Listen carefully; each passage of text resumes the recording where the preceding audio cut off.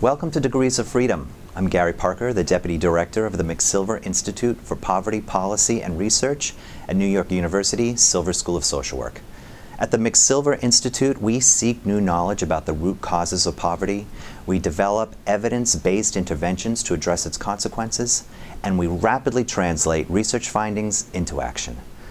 At the McSilver Institute, our work recognizes the interconnectedness between poverty and race. We make that one of the main focuses of our work. Degrees of Freedom is our video series where we interview leading researchers, policymakers, service providers, those individuals and organizations that are making great strides in addressing the needs of poverty-impacted children and families. Today, we're going to be discussing anti-oppressive and anti-racist social work practice. And for that, I'd like to introduce our guest speaker today. She is the chapter president of the New York City chapter of the National Association of Social Workers. She's a therapist in private practice and one of the leaders of the anti-racist movement. Please welcome Sandy Bernabei. Thank you, Gary. Thank you so much for being here. Happy to be here. Happy to be here. Wonderful to have you. I want to talk about anti-racist, anti-oppressive practice in social work. And I want to better understand what that means. Could you give us a quick overview of what it means to use that approach in one's work? Right. Well, first I want to make a distinction between anti-racist and anti-oppressive. In our culture, there are many oppressions, right? And we don't want to do a hierarchy of oppression. Right. But we are the only nation that is a race-constructed nation, which makes us racist. Yeah. And therefore, when we talk about the oppressions, we need to lead with race, because that's the way the nation leads. Yeah. So that's why we have anti-racist and anti-oppression. If we were simply anti-oppression, we could be Canada, we could be France, we could be anywhere. But what makes us lead with race is that we're the United States of America, and we lead with race, yes, nationally, internationally. Yes, no, understood. And what does that look like in practice, this approach? Well, one of the things that I want to say is that it's shocking that in 2015, there's not one discipline that demands of its professionals an understanding of structural racism, what it is, how it functions, and how it impacts the citizenry. Not one discipline. You could be a doctor, an attorney, a social worker, and work deeply with problems of human suffering and not have an analysis. Yeah. And we believe that that's just unconscionable. It's just no longer acceptable.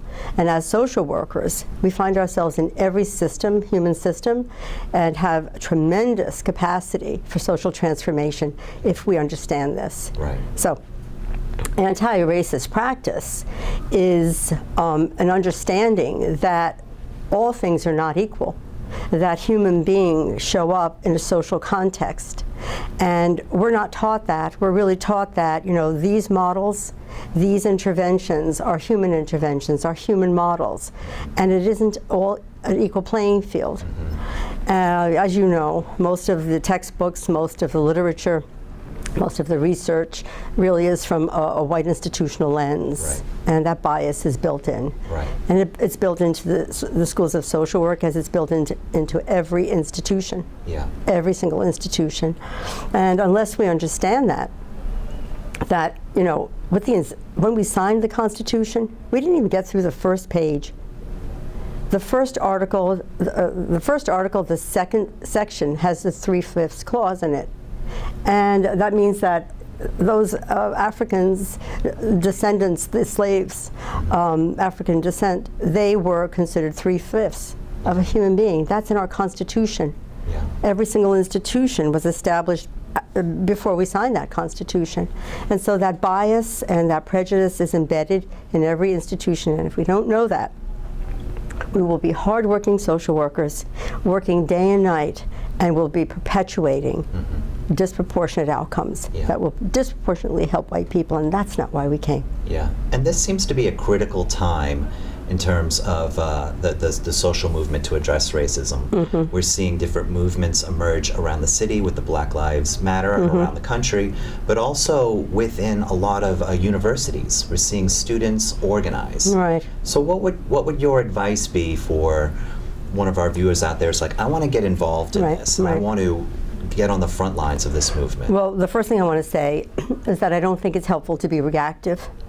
We've been organizing in the schools of social work for 12 years and have quite a bit of pushback because it's such a difficult subject to approach, because we have to admit that every single thing has structural racism embedded in it. So now, because of the Black Lives Movement, we're really happy that that's happening. But it's important that we not have a knee-jerk reaction, that we become reactive. And I'm beginning to see that, where the schools of social work want to have a quick fix, where they want to have like a 6-hour training so that their professors can comfortably talk about racism. But the answer is not to talk about racism. We need to have a cadre of professionals and a whole profession that understands undoing racism. Right. It isn't helpful to talk about racism, right? When the People's Institute, who delivers the Undoing Racism workshop, will tell us, racism can't be taught away and it can't be talked away.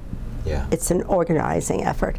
And so we want to be clear that institutions of schools of social work become long-distance runners and make a commitment to the undoing of racism. It isn't enough to be able to talk the talk. We need to understand that we need to act differently, we need to teach differently, we need to behave differently, and have a clearer lens when we talk about policy, practices, procedures, and interventions, so that we understand that white people come with knowledge, but we don't have the lived experience.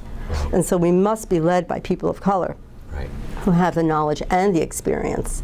That's really, really difficult. The world of academia really has a hard time understanding that the lived experience really, I can't say makes perfect, but without it, it's imperfect. Without it, it's imperfect. We're talking about it, and we need to undo it. And that's what the Black Lives Matters movement is about. We need to undo this. And I'm also very aware that we're two white people talking about racism. So could we talk a little bit more about what role is there for supporters of this movement? As white people, it is absolutely crucial that we understand our role, that we stand up and we say, enough is enough. No more talk about this. Let's get clear about this. We need to organize to undo structural racism, and to understand that, consciously or unconsciously, being a well-intended white person actually maintains white supremacy. And we don't need to be afraid of that.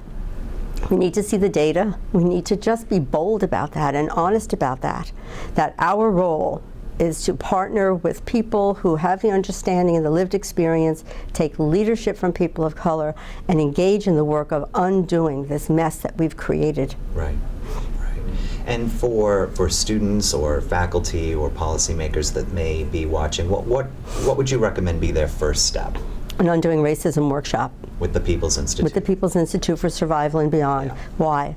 That is an analysis that is clear. It is not going to change from population to population, whether you're the President of the United States or whether you're somebody who's been homeless or whether you're a social worker. The content is the same.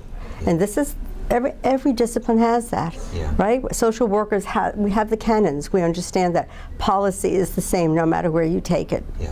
Behavior 1 and 2 will cover certain areas. It's the same thing with the Undoing Racism workshop. The consistency of that education allows us to have a common understanding, a common definition, and a common strategy.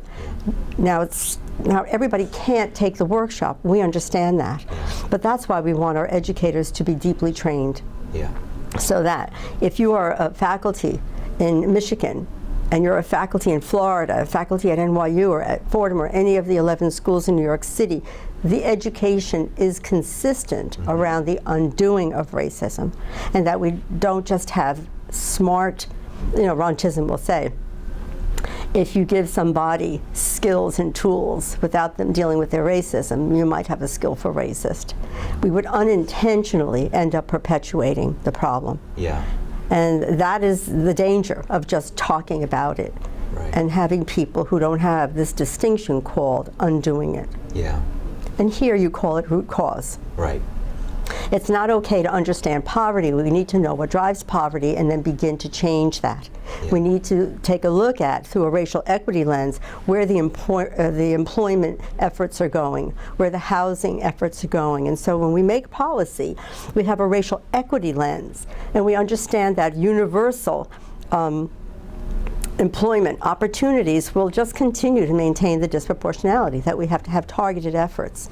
Everything that you teach here at McSilver is about understanding that not all things are equal and that you have to do things to make it equal. Yeah. I found the People's Institute training very powerful. Very powerful. I've been through it a number of times.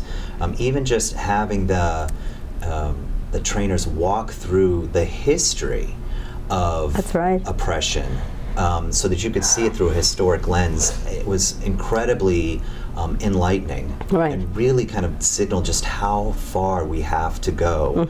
I mean, you often hear folks saying, well, slavery is ended, we have equal rights, so therefore there can be no racism. Right. Well, that history piece is wonderful, because you see how over time racism reinvents itself and keeps embedding itself over time. And that's what racism is. It's a system of race, prejudice plus power, as distinct from oppression. You know, that they don't give us a history of oppression, they give us a history of structural racism and how it morphs. It keeps morphing and morphing and morphing, so when you see it clearly, you see it morphing. Yeah. Right? Yeah. I think you also then start to identify opportunities at the end of it. That's right. You seek opportunities, because if you know it's there, you know it needs to be undone. Yeah.